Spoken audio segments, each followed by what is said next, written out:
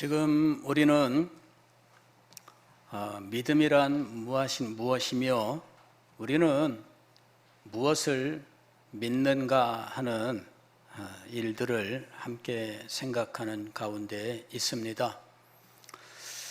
우리 중고등부, 유초등부, 또 유치, 유아부 우리의 자녀들이 성장하면서 이 자녀들의 믿음에 대해서 관심을 가져야 되는데, 우리는 그냥 이 아이들이 교회에서 주일학교에 다니고 교회에 어떻든 왔다 가면 그냥 믿음이 생기는 줄로 알았습니다.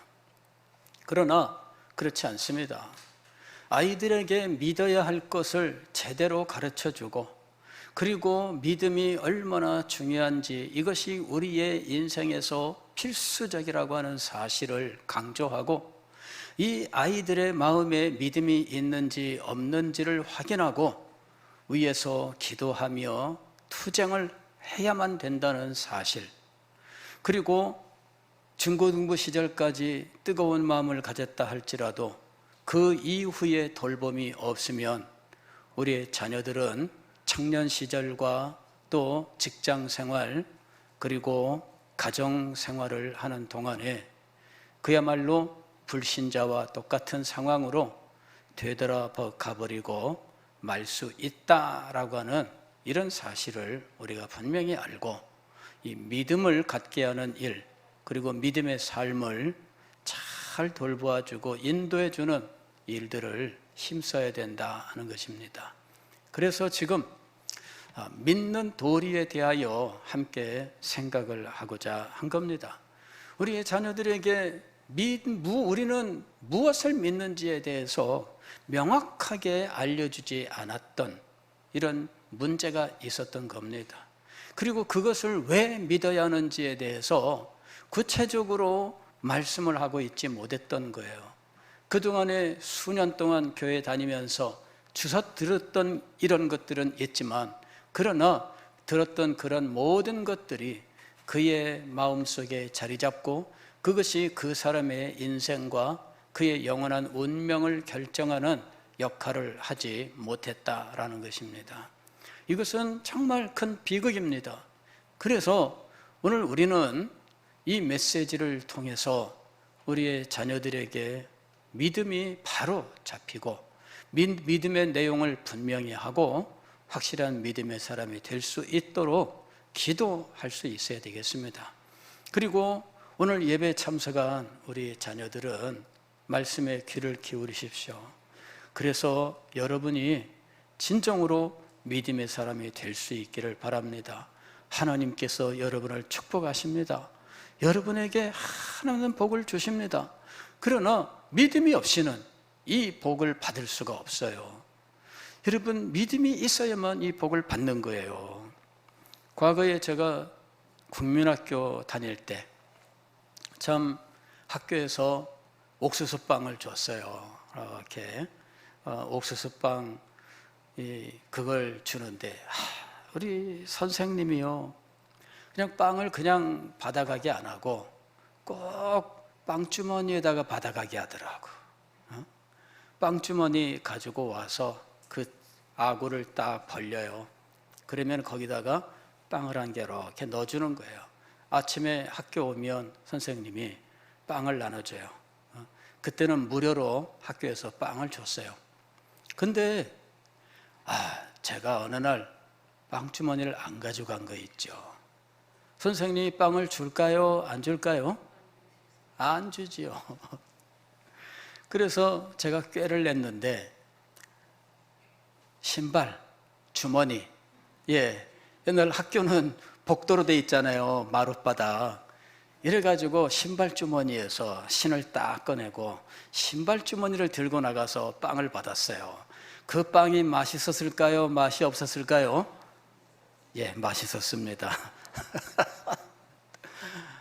이 신발 주머니에 받아도 빵인데 그거 얼마나 귀해요. 그래서 참 지금까지도 제가 그게 잊혀지지 않아요. 세상에 빵주머니를 가지고 나가서 빵을 받아야 하는데 선생님은 이 맨손으로 가서 선생님 주세요, 소용없습니다. 빵주머니 이게 있어야 돼요. 하나님께서 우리를 축복하셔요. 그런데 이 축복을 받기 위해서 우리에게 필요한 것이 무엇일까요? 믿음입니다. 믿음이 있어야 하나님의 복을 받는 거예요. 믿음이 있어야 하나님의 인도하심을 받는 겁니다. 믿음이 있어야 하나님께서 우리의 삶에 역사하시는 거예요. 그래서 여러분은 반드시 믿음의 사람이 될 수 있기를 바랍니다. 여러분의 마음속에 믿음이 살아 역사해야 돼요. 믿음이 없이 교회 생활만 하다가 나중에 교회조차도 다 떠나가는 그런 사람이 아니라 믿음의 사람이 되어서 하나님과 동행하고 하나님의 큰 은혜와 복을 받는 여러분이 되시기를 주의 이름으로 축원합니다. 자, 우리는 무엇을 믿는가? 가장 처음으로 하나님을 믿는다, 이렇게 말씀을 드렸습니다. 나는 하나님을 믿습니다. 우리는 이것을 고백할 수 있어야 돼요. 나는 하나님을 믿습니다. 이렇게 여러분은 분명히 말씀할 수 있어야 됩니다. 그런데 이 하나님에 대하여 어떤 하나님이라고 믿어야 하느냐, 이것이 중요한 거예요.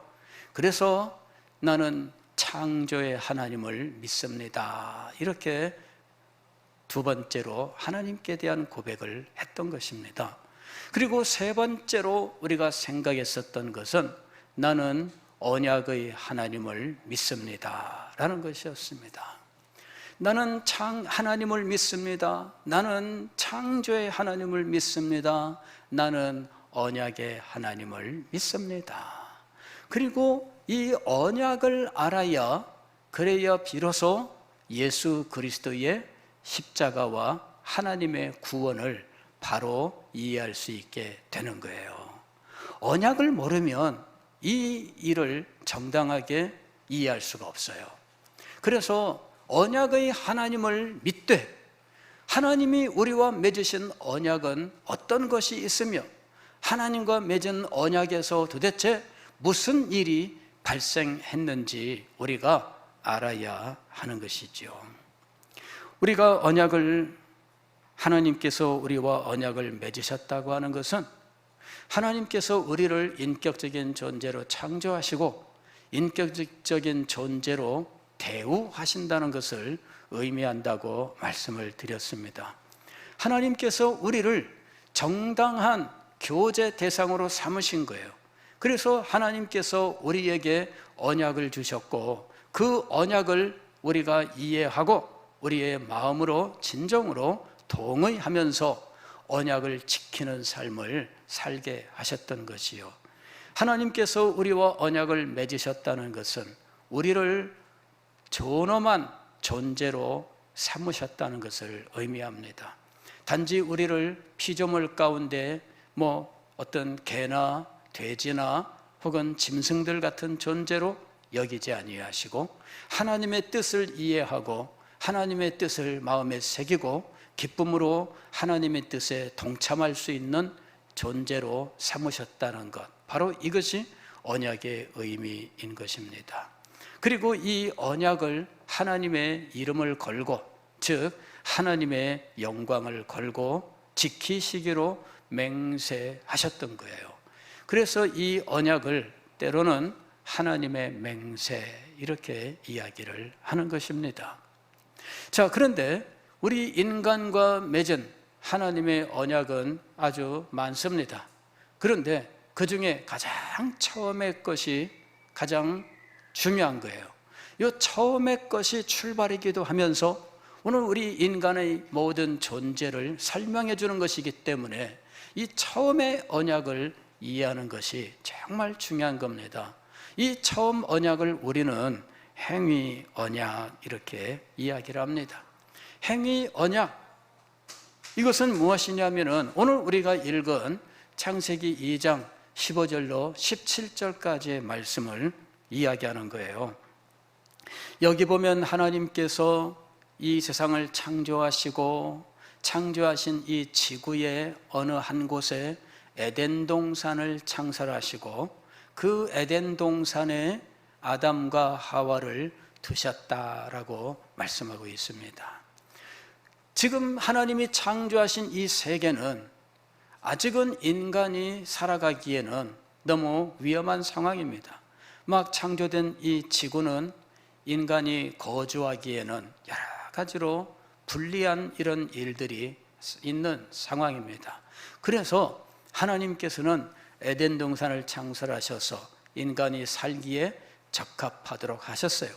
그곳에서 먹을 것과 모든 편안한 거주에 필요한 것들을 준비해 주셨어요. 그리고 그곳에서 경작할 수 있게 하셨습니다. 경작이라고 하는 것은 농작물을 키우는 거잖아요.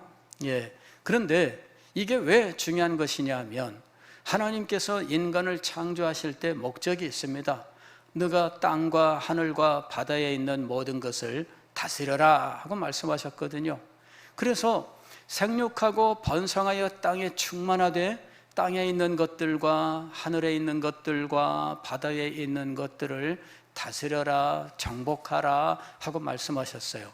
그 일을 하기 위해서 에덴 동산은 일종의 훈련소였던 거예요.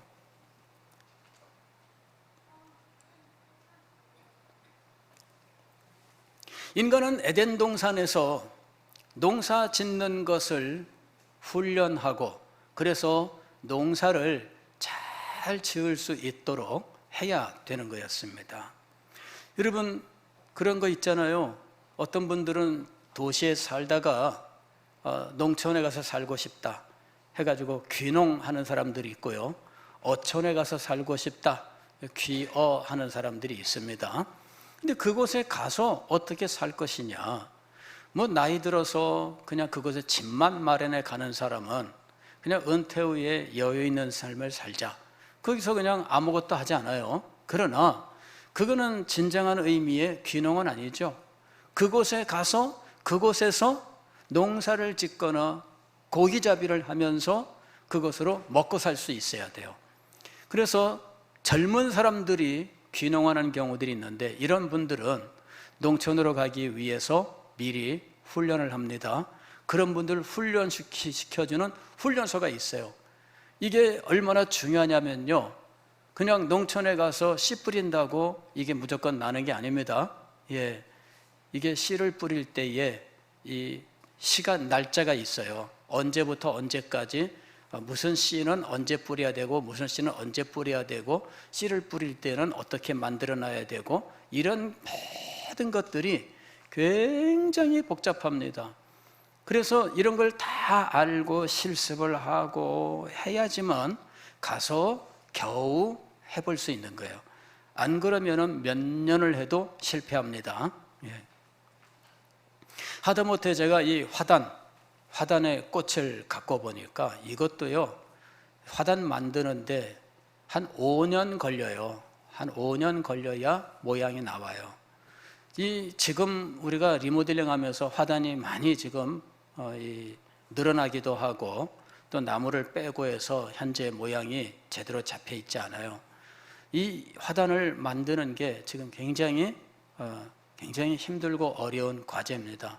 동네 사람들이 교회에 대해서 제일 관심 큰 데가 화단이에요. 가만히 서서 한번 관찰해 보세요.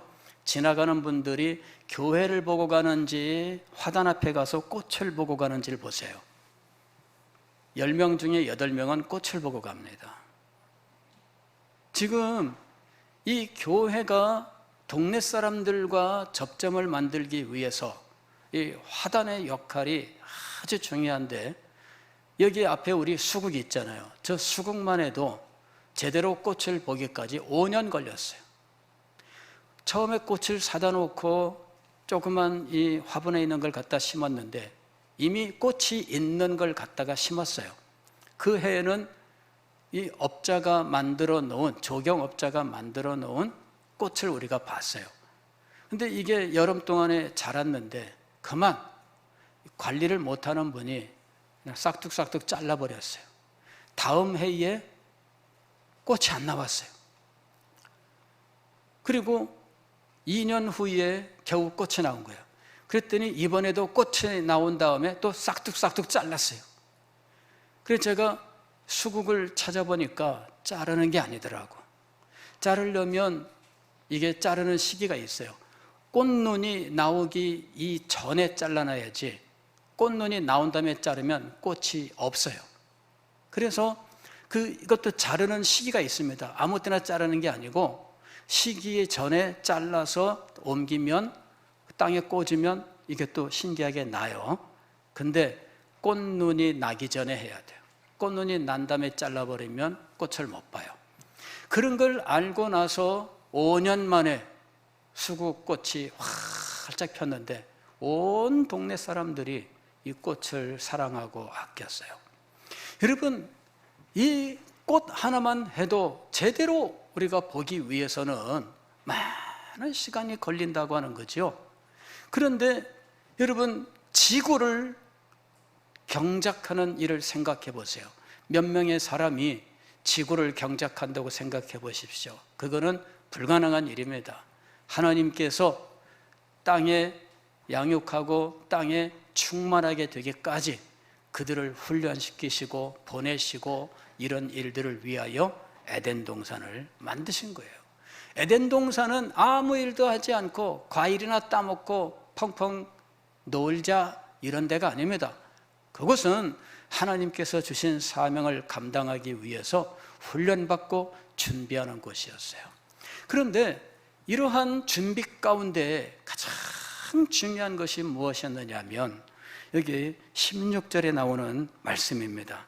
여호와 하나님이 그 사람에게 명하여 이르시되 동산 각종 나무의 열매는 네가 임의로 먹되. 이것은 동산에서 훈련받는 동안에 먹고 사는 것을 하나님께서 책임지신 거예요. 그런데 17절에 보면 이렇게 되어 있습니다. 선악을 알게 하는 나무의 열매는 먹지 말라. 네가 먹는 날에는 반드시 죽으리라. 한 나무는 지정하시고 그 열매를 먹지 말라 이렇게 말씀하셨어요.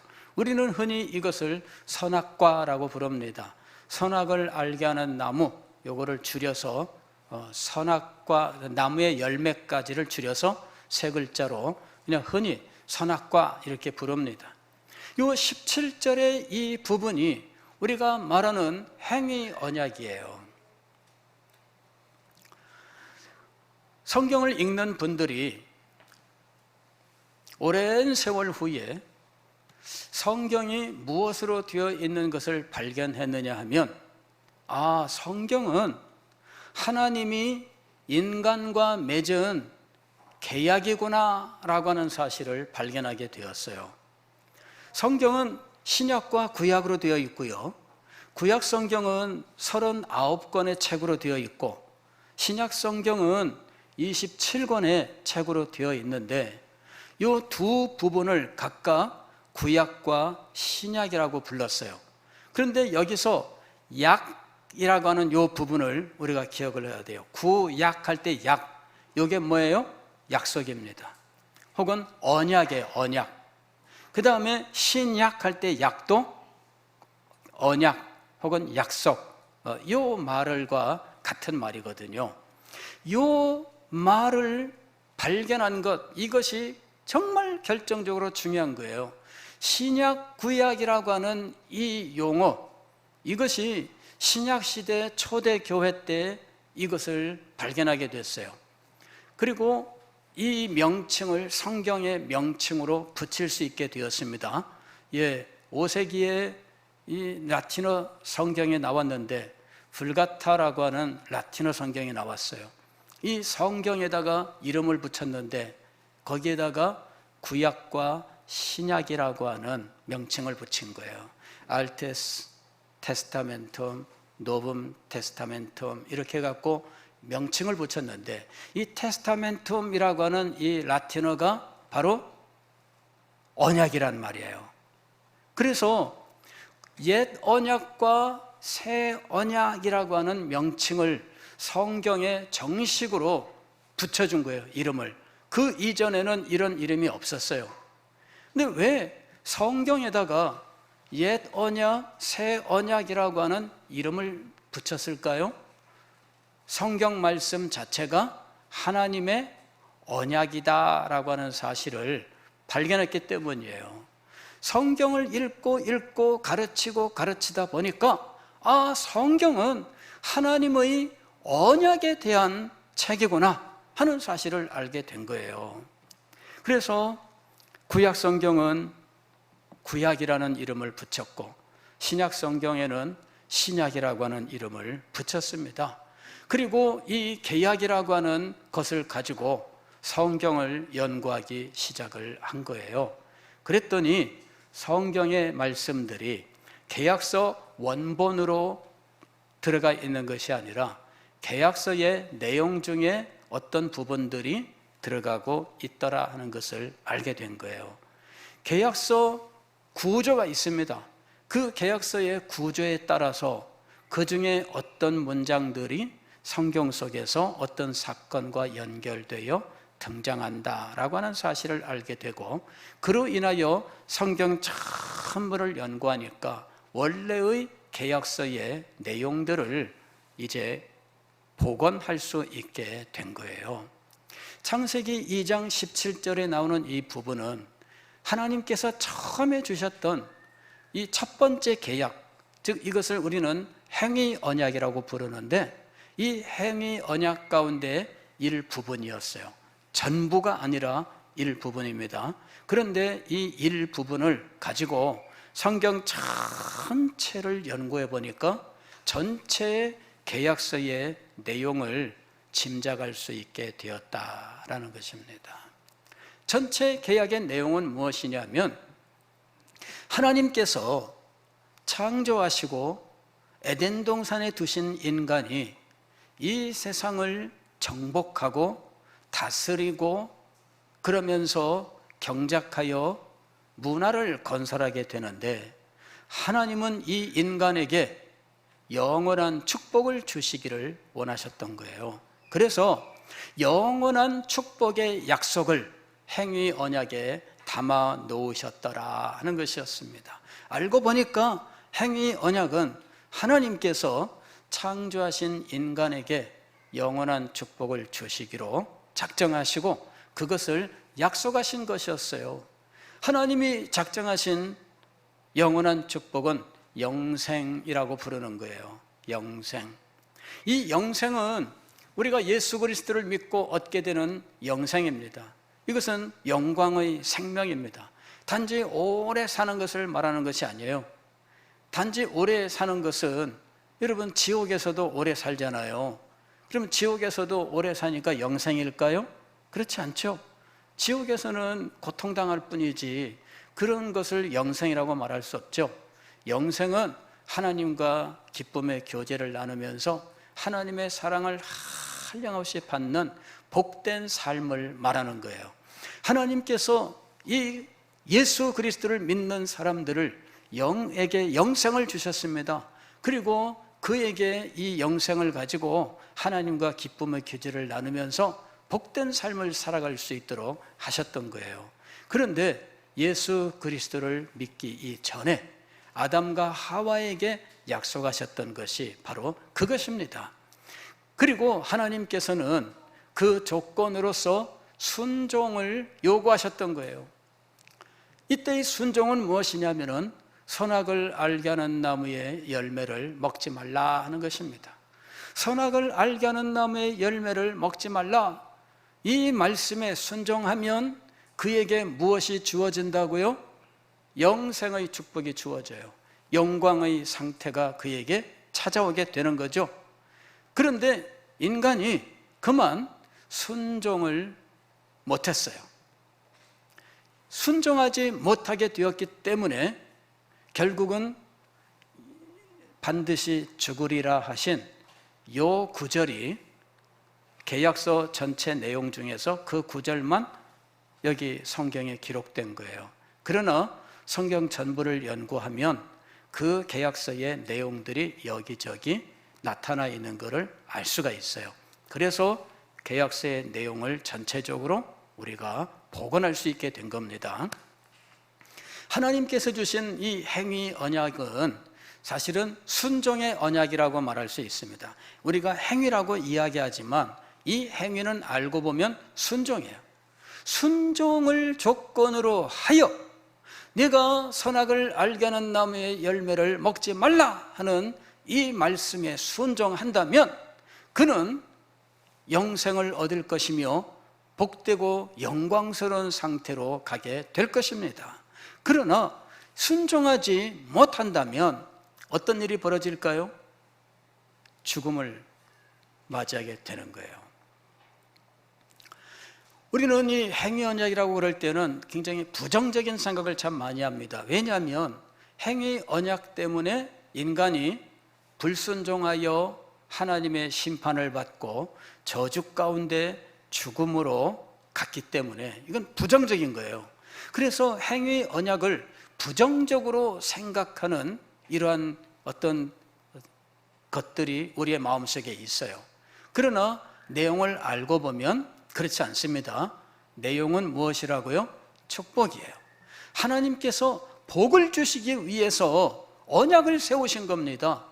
그런데 그 복을 선택하지 아니하고 그만 범죄하고 저주 가운데 떨어지는 것, 그건 자기가 선택한 거예요.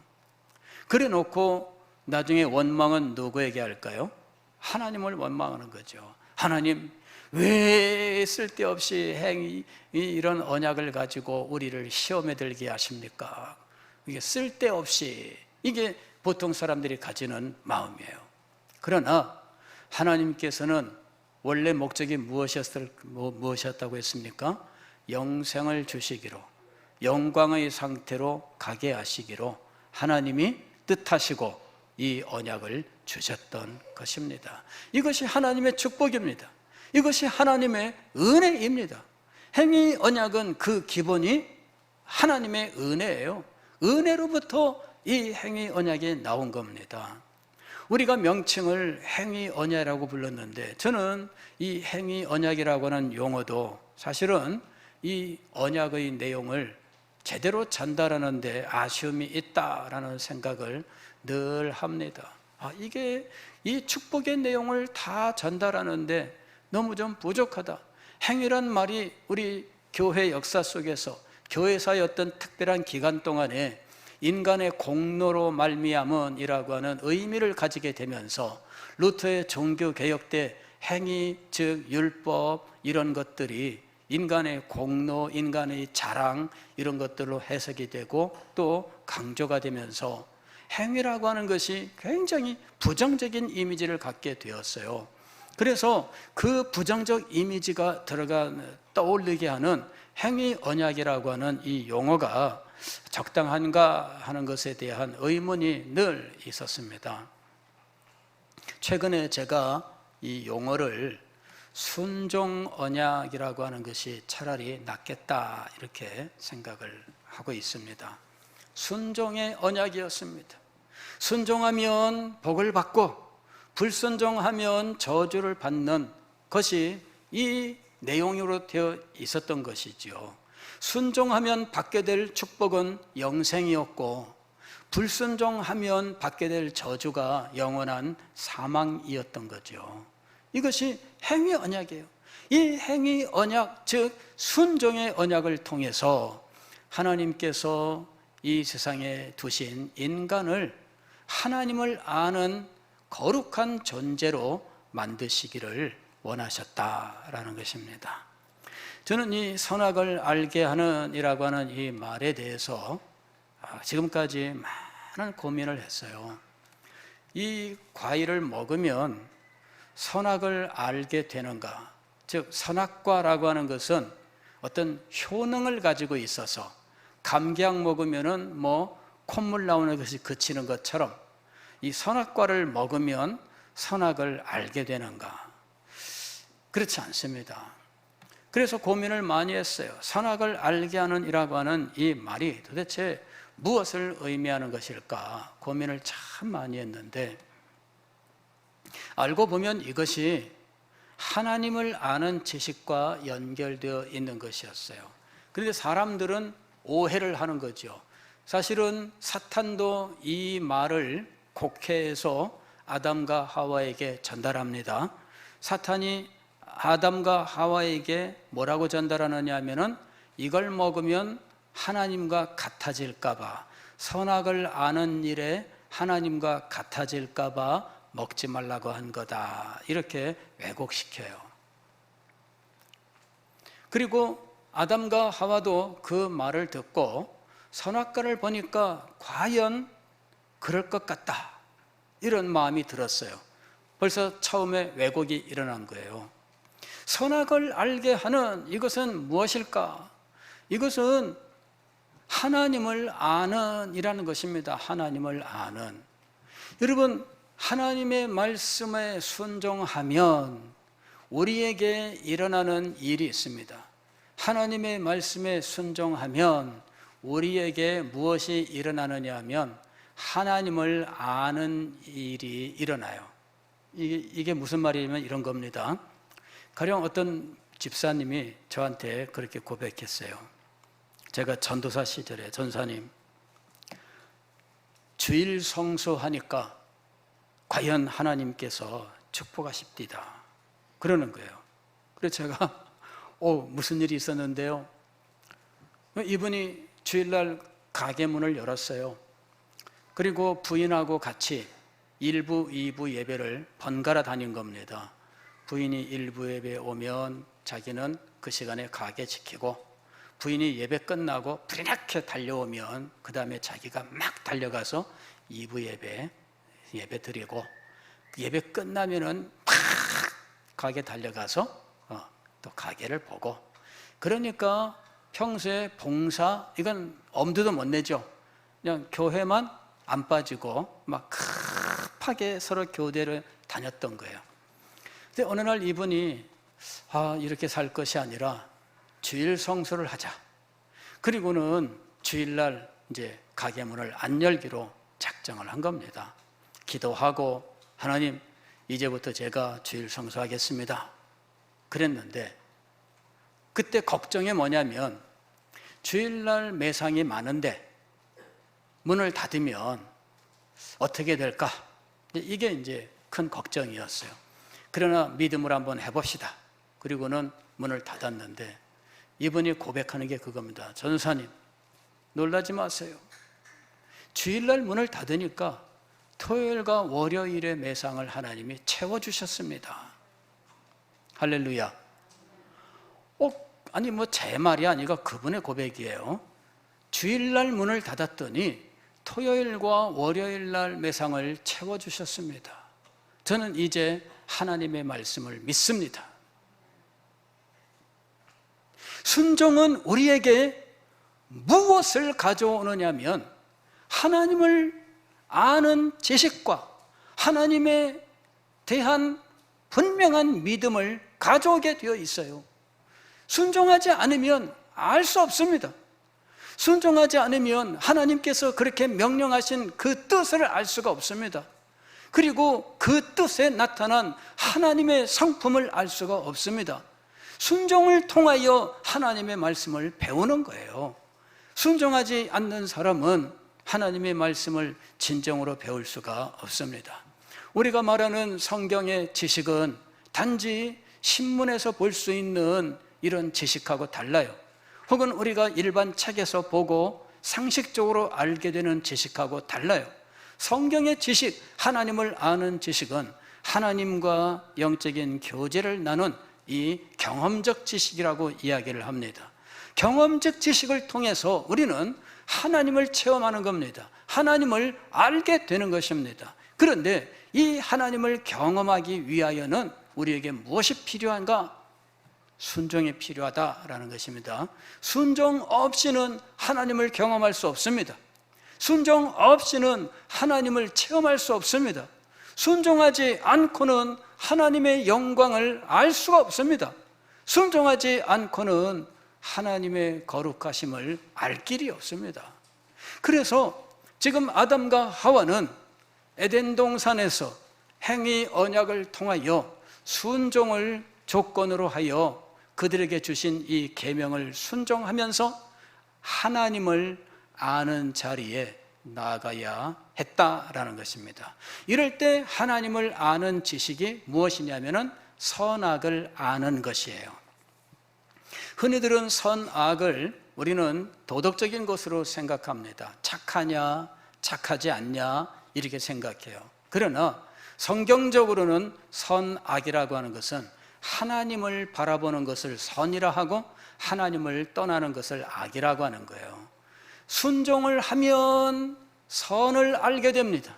순종하지 않으면 악을 경험하게 되는 겁니다.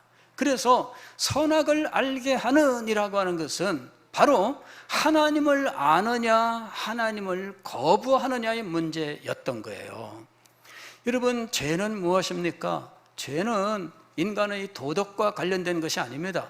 성경에 말씀하고 있는 죄는 하나님과 관련되어 있는 거예요. 죄는 무엇입니까? 하나님의 법을 순종함에 부족한 것이나 혹 어기는 것입니다. 그 기준이 무엇에 있어요? 하나님에게 있어요. 하나님의 영광을 버렸느냐? 하나님의 말씀을 버렸느냐? 그것이 악입니다. 하나님의 말씀을 마음에 새기고 기쁨으로 순종했느냐? 그것이 바로 선입니다. 순종을 통하여 혹은 불순종을 통하여 선과 악을 체험하게 하셨던 겁니다. 순종하는 자는 하나님을 체험하게 될 것입니다. 순종하는 자는 하나님의 진리의 영광을 목도하게 될 것입니다. 그러나 순종하지 않는 사람들에게는 이런 일이 일어나지 않습니다.